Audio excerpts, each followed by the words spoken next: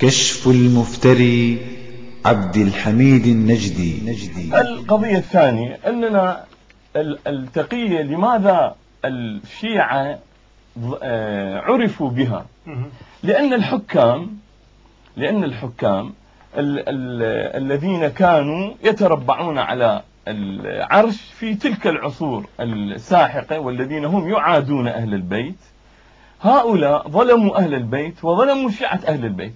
وكان من يقول أنا شيعي في المصطلح الحديث يساوي معنى الثورة.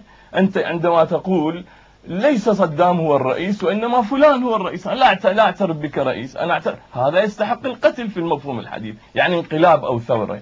فطبعا كان الشيعي مجرد أن يقول يزيد ليس إماما للمسلمين، الحسين عليه السلام هو الإمام، فيقتل. لماذا؟ لأنك تحدث انقلاب بالدولة والسلطة، هذا معناه بالاصطلاح الحديث.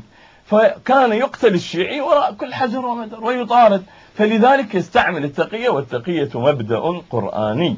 فالتقية ليست هي جائزة في كل حال، في حالة الضرورة فقط، لا ليس من التقية في شيء. وكذا قال كان الشيعة مضطهدون ولذلك استخدموا التقية، هذا كذب. الشيعة كانوا في عزهم وقوتهم أيام جعفر الصادق، وهم يقول ما تنفس الصعداء إلا وقت جعفر الصادق، وكل رواية التقية تقريبا 90% منها كلها عن جعفر الصادق، فكيف يقولون أنهم كانوا مضطهدين في زمن جعفر؟